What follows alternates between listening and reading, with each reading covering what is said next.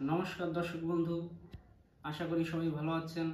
আমি Tanmoy yoga and motivation YouTube চ্যানেলে আপনাদেরকে স্বাগত। আজকে আমি যে বিষয়টি নিয়ে কথা বলবো সেটি হচ্ছে গিয়ে ভ্রামরী প্রাণায়াম। এই ভ্রামরী প্রাণায়াম আমরা যদি প্র্যাকটিস করতে পারি সঠিকভাবে, তবে আমাদের কীরকম উপকার হতে পারে বা এর রুলস কি আছে, আমি সেই বিষয়টি নিয়ে আজকে কথা বলবো। এটি আমি তিনটি পার্টে যদি ভাগ করি, প্রথমে আমি বলবো ভ্রামরী প্রাণায়াম কি এবং এর উপকারিতা কি। সেকেন্ড পার্ট হচ্ছে কিভাবে এটি অনুশীলন করতে হয় বা প্র্যাকটিস কিভাবে আমরা করব, এবং থার্ড বা লাস্ট পার্টে এর কি বিধিনিষেধ বা কারা করবেন না সেই সম্পর্কে সংক্ষিপ্ত একটু আলোচনা করব। তো প্রথমেই ভ্রামরী প্রাণায়াম কি। ভ্রামরী মানে হচ্ছে গিয়ে কথাটার মধ্যে আছে ভ্রমর, আমরা বুঝতে পারি ভ্রমর। এখন এই ভ্রমর বা ভোমরা, এই ভ্রমর কিভাবে আওয়াজ করে, একটি গুনগুন এরকম একটি আওয়াজ কিন্তু করে। ভ্রামরী মানে হচ্ছে গিয়ে আমরা সেই ভ্রমরের মতো আওয়াজটি করব, কিন্তু মুখটা বন্ধ থাকবে, ঠোঁট এটি আমরা উৎপন্ন করে নাকের মাধ্যমে, মানে জাস্ট মুখ, আমরা যেমন কথা বলছি এখন এই কথা বলা যাবে না, এই আওয়াজটি আমি দেখাবো কিভাবে করে। তো এটাই হচ্ছে গিয়ে ভ্রামরী প্রাণায়াম, মানে ভ্রমরের মতো এই যে একটি ফ্রিকোয়েন্সি, এই ভাইব্রেশনটি আমরা অনুভব করব ব্রেনের মধ্যে, আমাদের মাথার মধ্যে, মস্তিষ্ক বা ব্রেনের মধ্যে। এটি হচ্ছে ভ্রামরী প্রাণায়াম। এর উপকারিতা কি? উপকারিতা আমাদের অনেক রকমভাবে এর কিছু উপকারী দিক রয়েছে। যেমন আমাদের যদি অনিদ্রা হয়, রাতে ঘুম হয় না ভালো, যদি এই ভ্রামরী প্রাণায়াম আমরা সঠিকভাবে প্র্যাকটিস করতে পারি, তবে অনিদ্রাজনিত কারণ, মানে অনিদ্রা থেকে আমরা মুক্ত হতে পারবো, আমাদের ঘুম ভালো হবে যদি আমরা রেগুলার এটি ভালোভাবে প্র্যাকটিস করতে পারি। তবে আর কি কি উপকারী দিক রয়েছে, যদি আমাদের মাথার মধ্যে যন্ত্রণা করছে, ব্যথা হচ্ছে, যদিও বিভিন্ন, মানে যদি কারো মাথা ব্যথা অন্য কোনো কারণে হয়, কোনো অন্য ডিজিজ থাকে, রোগ, সেটা আলাদা। কিন্তু যখন আমরা অনেক কাজকর্ম করি বা বাইরে গেলাম, মাথার যন্ত্রণা করছে বাড়িতে এসে, তখন আমরা যদি ভ্রামরী প্রাণায়াম প্র্যাকটিস করি রেগুলার, তবে আমাদের এই মাথার যন্ত্রণা কিন্তু উপশম হবে, দূর হবে। ভ্রামরী প্রাণায়ামের আরেকটি উপকারী দিক হচ্ছে কি আমাদের মানসিক উন্নতি, মেন্টাল স্যাটিসফ্যাকশন, বা আমরা যদি মানসিকভাবে বিপর্যস্ত থাকি, তখন এই ভ্রামরী প্রাণায়াম করলে আমাদের মানসিকভাবে শান্তি আসবে, আমাদের ডিপ্রেশন দূর হবে, আমরা একটি মানসিক শান্তি লাভ করব। অর্থাৎ মানে দৈহিক এবং মানসিক দুদিক থেকে এই ভ্রামরী প্রাণায়াম কিন্তু উপকারী। যদি এর কিছু বিধিনিষেধ রয়েছে সেটি আমি লাস্টে গিয়ে বলবো। এখন চলুন আমরা কিভাবে এই ভ্রামরী প্রাণায়াম প্র্যাকটিস করব সেটি দেখার চেষ্টা করি। প্রথমে আমরা যোগা ম্যাট বা কোনো আসনে বসবো। বসে আমরা পদ্মাসনেও বসতে পারি কিংবা সিদ্ধাসনেও বসতে পারি, অথবা যাদের হাঁটুতে প্রবলেম, বসতে পারেন না এইভাবে, তারা চেয়ার বা খাটের উপর পা ঝুলিয়ে প্র্যাকটিস করতে পারেন, যাদের হাঁটুতে প্রবলেম। কিন্তু নিয়ম হচ্ছে গিয়ে যোগা ম্যাট বা কোনো আসনের উপর বসে তারপর সিদ্ধাসন বা পদ্মাসনের, মানে আমাদের বসতে হবে, তারপর স্পাইন বা মেরুদণ্ড সোজা রাখতে হবে। স্পাইন বা মেরুদণ্ড যদি আমরা সোজা না রাখি, তখন প্রাণায়াম কিন্তু হয় না সঠিকভাবে। আমাদের ঊর্জা শক্তি যেটি, যদি স্পাইন বাঁকিয়ে আমরা করি কোনো ওভাবে করলে, সেই ঊর্জা শক্তি কিন্তু উৎপন্ন হয় না, প্রাণায়াম সঠিকভাবে হয় না। তাই আমাদের সিদ্ধাসন বা পদ্মাসনে আমরা বসবো। আমি পদ্মাসনে বসছি, দেখুন যোগা ম্যাটের উপরেই আমি আছি। তো বসলাম, এবার স্পাইন সোজা, মেরুদণ্ড সোজা রেখে কি করব, এর একটি দিক হচ্ছে গিয়ে ভ্রামরী প্রাণায়ামের আগে আমাদের কোনো রুমের মধ্যে বা কক্ষে যদি থাকি, যদি আওয়াজ কম হয়, সেক্ষেত্রে আমরা কিন্তু কান বন্ধ না করেও ভ্রামরী এই আওয়াজটি করতে পারি। কিংবা যদি বাইরে করি কোনো ফাঁকা জায়গায়, কিংবা কোনো মানে যেখানে আওয়াজ হচ্ছে সেক্ষেত্রে আমাদের কান বন্ধ রাখতে হবে এবং চোখ বন্ধ করে এই প্রাণায়াম অনুশীলন করতে হবে। কারণ আমাদের মেইন উদ্দেশ্য হচ্ছে ভাইব্রেশন, সেই ভ্রমরের ওই ভাইব্রেশনটা মাথার মধ্যে, ব্রেনের মধ্যে অনুভব করা, একটি তরঙ্গ খেলে যায়। আমরা কিভাবে প্র্যাকটিস করব প্রথমে একটু বলি। আউম, আ ওম ম, এই ম উচ্চারণটি আমরা করব ঠোঁট বন্ধ রেখে।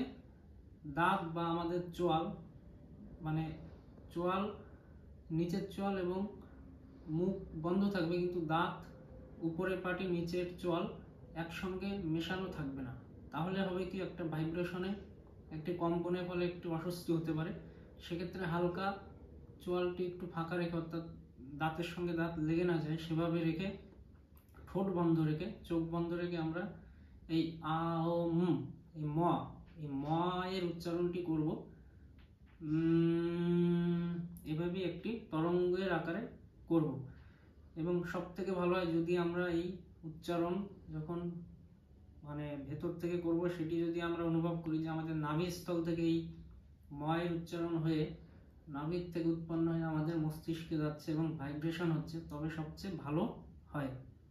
এটা অনুভবেরও ব্যাপার। তো চলুন কিভাবে করব। থাম বা বুড়ো আঙ্গুল আমাদের এইভাবে কানের এভাবে বন্ধ রাখতে হবে, কানের যে ফুটো বা ছিদ্র দু কানেই করতে হবে। অনেকে এভাবেও করে, এভাবে আমি করি না। আমি যেভাবে করি সেটি হচ্ছে গিয়ে থাম বা বুড়ো আঙ্গুল আমরা এভাবে দিয়ে কানের এই ফুটো বন্ধ করে দেবো, যাতে করে বাইরের আওয়াজ আমাদের ভেতরে না আসে, আমরা শুনতে না পাই। তারপর এই তর্জনী বা ইন্ডেক্স ফিঙ্গার এখানে রাখবো, চোখের উপর হালকাভাবে দেবো। চোখে যাতে প্রেশার না পড়ে সেটিও নজর রাখতে হবে, হালকা জাস্ট টাচ করে রাখতে হবে। এবং লাস্টে লিটল ফিঙ্গার এখানে রাখতে হবে, এবং মিডিল ফিঙ্গার, রিং ফিঙ্গারও দেখুন আমি কিভাবে রাখছি। মেইন উদ্দেশ্য হচ্ছে বাইরের আওয়াজ যাতে আমাদের কানের মধ্যে প্রবেশ না করে, এবং চোখ বন্ধ রাখতে হবে। চোখ খোলা থাকলে এদিক ওদিক নজর যাবে, সেক্ষেত্রে কনসেন্ট্রেশন আমরা করতে পারবো না, প্রাণায়ামের উদ্দেশ্য কিন্তু ব্যর্থ হয়ে যাবে সেক্ষেত্রে। অর্থাৎ সঠিকভাবে যদি করতে হয় তখন আমরা কি করব, এই আঙুল দেখুন এভাবে বন্ধ করবো, এভাবে দুকান, তারপর ইন্ডেক্স ফিঙ্গার এখানে দেবো, তারপর middle finger, ring finger, little finger এভাবে হালকাভাবে টাচ, জাস্ট হালকাভাবে দেবো। দিয়ে দেখুন এই ময়ের উচ্চারণ তরঙ্গের আকারে আমরা এখান থেকে অনুভব করে ব্রেনের মধ্যে একটি ভাইব্রেশন আমরা ফিল করব। দেখুন আমি প্র্যাকটিস করছি।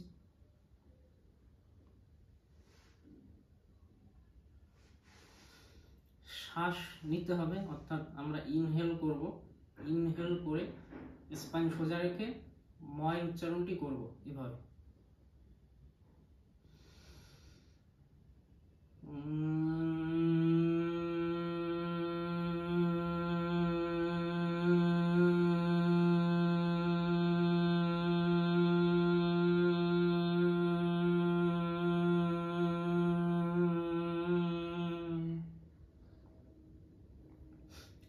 এটি আমি করলাম 30 থেকে 40 সেকেন্ড, যতক্ষণ শ্বাস থাকবে ততক্ষণ করা যায়। কেউ 20 সেকেন্ড, কেউ 15 সেকেন্ড, কেউ 30 সেকেন্ড, 35 সেকেন্ড, যেভাবে হয়।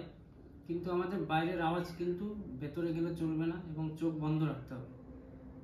এভাবে এই ভ্রামরী প্রাণায়াম প্র্যাকটিস করা যায়। আমি আবার একবার দেখাচ্ছি, দেখুন।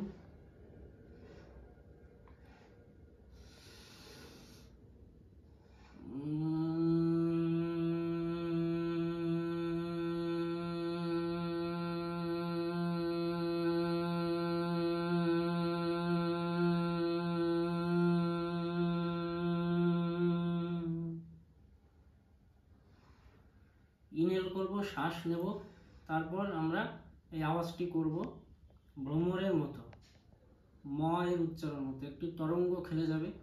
এটি খুবই উপকারী যারা সঙ্গীতজ্ঞ, যারা গান বাজনা করেন, বা তারাও যেমন একটি ছন্দে প্র্যাকটিস করেন, এটিও একটি প্র্যাকটিস।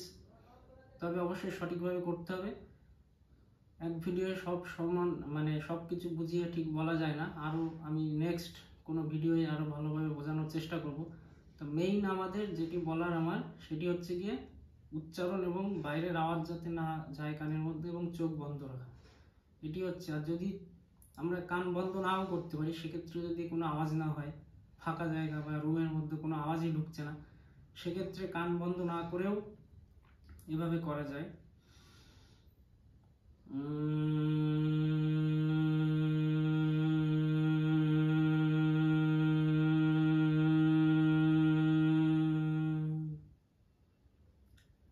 কান বন্ধ রাখার একটাই উদ্দেশ্য, সেটি হচ্ছে বাইরের আওয়াজ না আসা।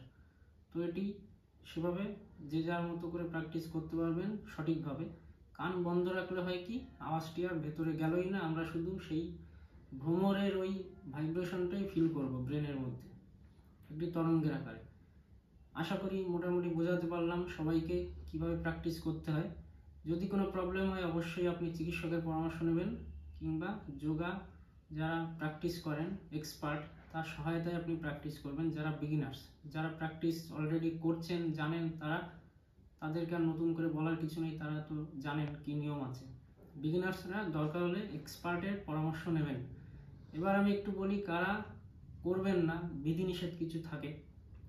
এটি শুয়ে শুয়ে কিন্তু করার নিয়ম না, বসে সোজা হয়ে করতে হবে। এবং কারা করবেন না, যদি কারো কোনো ইনফেকশন থাকে কানে, কিংবা কোনো মাথায় বা ব্রেনে, মুখের কোথাও কোনো ইনফেকশন থাকে, বিশেষ করে কানের পশানে, চিকিৎসা চলছে, ডাক্তার কোনো চিকিৎসা করছেন আপনার, সেক্ষেত্রে আপনি ইনফেকশন নিয়ে এই ভ্রামরী প্রাণায়াম করবেন না, অবশ্যই চিকিৎসকের পরামর্শ নেবেন এবং কোনো যোগা এক্সপার্টের পরামর্শ নেবেন, তার গাইডলাইন মতো চলবেন। কারণ প্রাণায়াম বা এক্সারসাইজ সব কিছুর একটি নিয়ম রুলস রয়েছে। সবার জন্য সব এক্সারসাইজ বা প্রাণায়াম সঠিকভাবে কিন্তু মানে ওই প্রাণায়ামটি হয়তো করা ঠিক হবে না নির্দিষ্ট। তো ভ্রামরীও সেম, হয়তো কারো ইনফেকশন থাকতেই পারে, তখন সেই ইনফেকশন যখন ঠিক হয়ে যাবে, ডাক্তারবাবু যখন বলবেন আপনি সুস্থ, তখন আপনি যোগা এক্সপার্টের পরামর্শে করতে পারেন। আরও বিভিন্ন কিছু কারণ থাকতে পারে, কোনো যদি অস্বস্তি হয়, খুব বেশি মাথা যন্ত্রণা বা প্রাণায়াম করতে কোনো প্রবলেম হচ্ছে, সেক্ষেত্রে আপনি কোনো এক্সপার্টের পরামর্শ নেবেন।